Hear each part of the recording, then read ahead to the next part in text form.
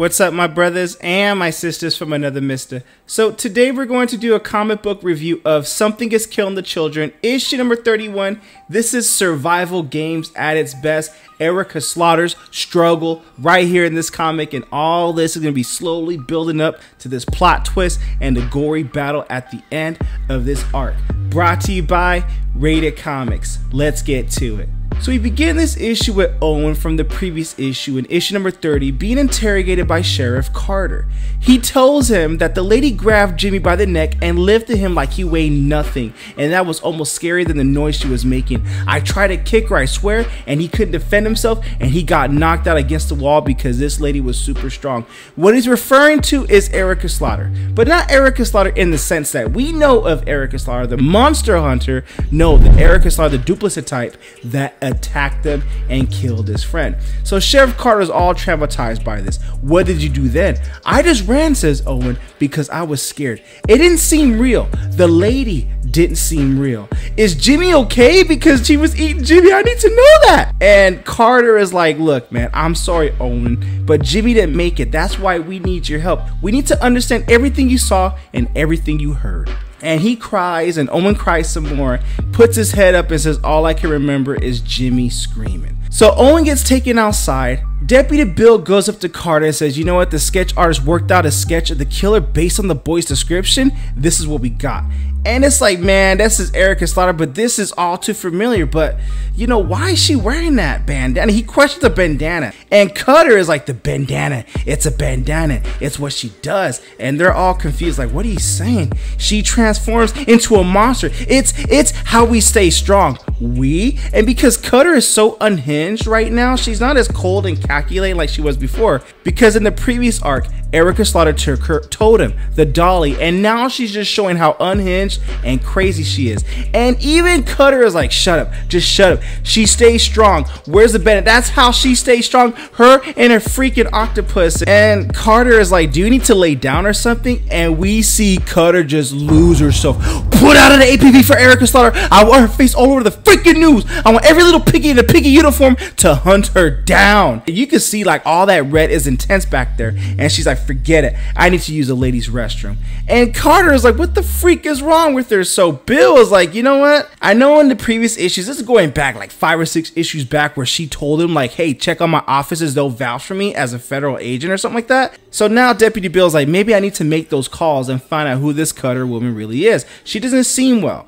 So in the bathroom, we see how unhinged and crazy she's going. She yells out for her Dolly. She scratches her nails on the wall, and that's just cringe. What the freak are they doing with you, Dolly? I won't have it. I won't let them touch you. She can't touch you. Only I can touch you. She shatters the glass, and you know when she's cracking that glass with her fists are getting more bloody. But that shattering glass is also symbolism of her shattering image, as we all know as Cutter. She's not cold and calculating no more, but she is deadly and unhinged, and anyone who knows how to kill and she's unhinged, that's just crazy. So guess what, now she needs to be the monster to fight the monster. So because she revealed herself as saying that the bandana makes us stronger, we get stronger, so now that's what she's gonna do, is put on her bandana, because that's what makes her stronger. And look at those bloody hands right there. So in this panel right here, Gabby's about to get into the water. And the reason why she has to get into the water is because Erica says, well, because I said so, that's why you have to do that. And Gabby's like, nah, girl, that ain't a good enough reason to do that. And Erica on the other end, or wherever she's at, she's like, okay, but whatever they're talking to, they're talking on the walkie-talkie. She tells Gabby, can you hear me? The reason why I need you to get into the water is because Duplicitypes like their blood warm, warmer than body temperature. We want it to pick up your scent so we can lead it to where we want it to lead it to. Okay, fine, says Gabby, but don't look at me, perv, says Gabby to Ricky, and Ricky's like, girl, relax. But it's not really like, I think it's just insecurity teenager kind of talk. So Erica tells Ricky, can you do this next bit? I have a lot to do.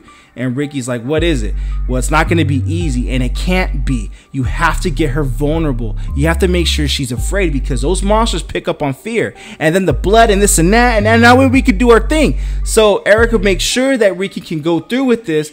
And once she confirms that she can, Erica tells Ricky, I'm going to keep getting ready. Let me know when you're at Site B, all right? So she hangs up on the walkie-talkie, goes in, and Gabby's like, I hate the springs, I hate the water. And Ricky's like, how can you hate the springs? You practically grew up here. Everywhere you go in this town is hot springs. And she's like, well, yeah, we live in the desert, but having these in the backyard made the whole house, you know, sticky and smelly. And it's where, and she turns ahead because we go back to a couple issues back in issue number 26. It's where she saw her family get murdered. And it's just now we're starting to get into the root of this with Gabby. That's why she hates the springs, because it reminds her of her traumatizing experience with her family getting murdered by that Duplicitype, you know, in the spring water. You can tell that Ricky and Gabby are forming a closer bond with all this. So Gabby asks Ricky, hey, can you join me on this? And Ricky's like, okay. Just throws off her shoes and gets in, clothes on, everything. And Gabby's like, well, you know, your clothes are all wet. Why you getting in like that? And she's like, don't worry about it. We'll live in the desert and it's fine. So Bill, in this panel right here, Deputy Bill goes into the barista shop, the one he has a crush on, and tells her, this is going to sound a little bit crazy, but I need your phone. I just need to make a call. And she's like, what, bro, you don't have a phone? This ain't the 1990s. You just can't be using my stuff like that. Look, says Deputy Bill, I know you don't know me, but I just saw a bunch of my friends dead. Try on the news and you'll hear all about it. But it's all freaked up that you want to use my phone. This isn't a joke, says Deputy Bill. So the barista is like, why is my phone so important? You must have a phone. Do it. Because something very weird is happening in our little city. I'm sorry, I can't say more than that. Even though Bill doesn't know, he knows that if he calls from his phone, there's a chance that Cutter can intercept it and send it back to the house of slaughter. But if he uses her phone, something that Cutter cannot possibly suspect, hey, it's higher likely and a higher probability that he's gonna find out the real truth of what's going on here. So she tells him, no funny business. Don't be putting your number in my phone like that, all right? And Deputy Bill tells her, no funny business. I promise I won't put my number in your phone. So she hands him the phone. Bill goes outside, makes the phone call. On her phone, tries to verify Carter's information, and he gets put on hold. But before any more information can be relayed, Cutter comes out back with her bandana, stronger and more sadistic than ever. I knew I didn't like the way you were looking at me before. I knew you were up to something bad. Even bad, Billy boy. Bad. You're too smart. This is too smart for you, isn't it? Your phone would have gone right to the order. She knew that, and now you know that. Erica's a clever girl. You killed them all, didn't you? Says Deputy Bill. She squeezed tighter. His eyes go red, and you can tell that, guess what? You know what? This is his end, and it's going to be everybody's end, according to Cutter. That is intense right there, and look at that, and that is just the end of Deputy Bill. Sorry, bro. By the time you found out the truth, it's too late. Now, in this panel right here, Dolly tells Erica Slaughter that she's only going to get more dangerous. What are you talking about, says Erica. I ain't trying to hear all that. I don't care what you said about talking. You think you can throw her off by taking me away from her? There's no telling how many more people she'll kill now. And Erica's like, is that so? I ain't scared. I ain't never scared. And Dolly's like, do you want to know how many people she's killed this year alone? No, not monsters. She's good at killing monsters, but killing people, that's her specialty. It's something that she's been really good at. It's what she loves to do more than killing monsters. And Erica's like, okay, I'm putting you outside because I need to focus right now. I gotta get on with this trap. When she goes outside, Dolly tells her, you should listen to me.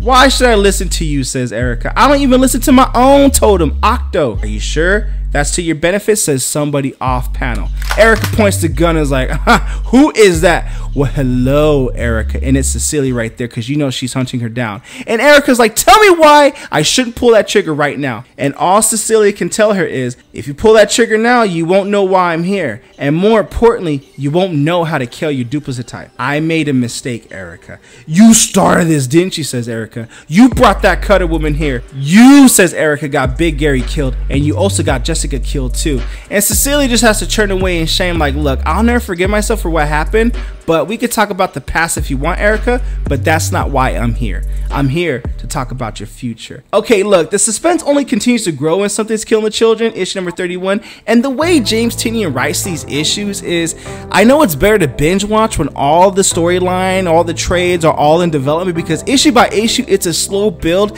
that comes with a banger at the end of it all. But I'm okay with it because, one, hey, I'm a fan of this comic. 2, can't wait for this show to come out. And 3, link in description if you wish to add this comic book and or some of our other Rated Comics exclusives to your comic book collection. Support the art, support the industry. And by the way, you should check out RatedComics.com to pre-order Something Is Killing the Children, a Rated Comics exclusive to add to your comic book collection. Link in description. This review is sponsored by coffee, so if you'd like to buy your boy a cup of coffee, link in description, because I make these videos early in the morning before my kids go to school. But the greatest compliment you guys can do is by liking this video and subscribing to Rated Comics YouTube channel. Thank you again for watching. Until next time.